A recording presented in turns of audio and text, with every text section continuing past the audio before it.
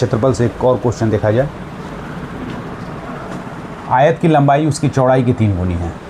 आयत की लंबाई उसकी चौड़ाई की 3 गुनी है। ये लंबाई हो गया, ये लंबाई और ये चौड़ाई।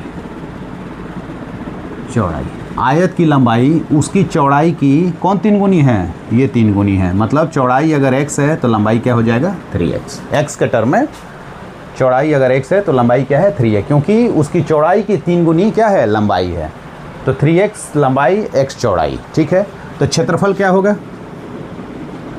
क्षेत्रफल इक्वल टू लंबाई गुणे चौड़ाई, यानी 3x गुणे x, यानी कि 3x स्क्वायर।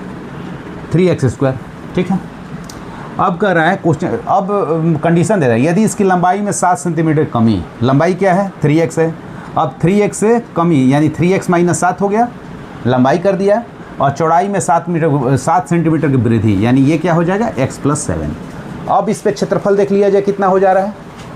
क्षेत्रफल, नया क्षेत्रफल, नया क्षेत्रफल लंबाई गुणा चौड़ाई, तो लंबाई है 3x - 7 और चौड़ाई है कितना? x + 7।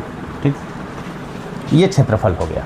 ठीक, तो क्षेत्रफल हुआ तो एक बार मल्टीप्लाई कर लिया जाए। 3x × x यानी 3x स्क्वायर, और प्लस है तो प्लस 3x × 7 यानी 7 का 21, 21x, minus plus minus 7 × x यानी 7x, और प्लस माइनस माइनस 7 × 49। ठीक है, तो ये हो जाएगा 3x स्क्वायर प्लस ये माइनस है 21 में से 7 गया 14, यानी प्लस 14x और माइनस 49। मतलब क्षेत्रफल क्या है? लंबाई और चौड़ाई कम करने और बढ़ने के बाद क्षेत्रफल इतना हो जा रहा है। पहले क्षेत्रफल कितना जा? 3x स्क्वायर था। कह रहा है कि बढ़ाने के बाद इसका क्षेत्रफल क्या हो जा रहा है? 21 सेंटीमीटर स्क्वायर बढ़ जाता है, यानी कि इससे ये 21 सेंटीमीटर क्या है? 21 सेंटीमीटर स्क्वायर ज़्यादा है। क्लियर क्या? जो पहले क्षेत्रफल है, अब की जो क्षेत्रफल है, इनकी वैल्यू इनसे 21 सेंटीमीटर ज़्यादा है, यानी कि दोनों की वैल्यू बराबर करने के लिए अगर 21 इसमें जोड़ दिया जाए तो दोनों की वैल्यू क्या हो जाएगी? बराबर हो जाएगी। तो यहाँ पे देख लिया जाए 3x square plus 21 equal to 3x square plus 14x minus 49। तो 3x स्क्वायर 3 कैंसिल हो गया।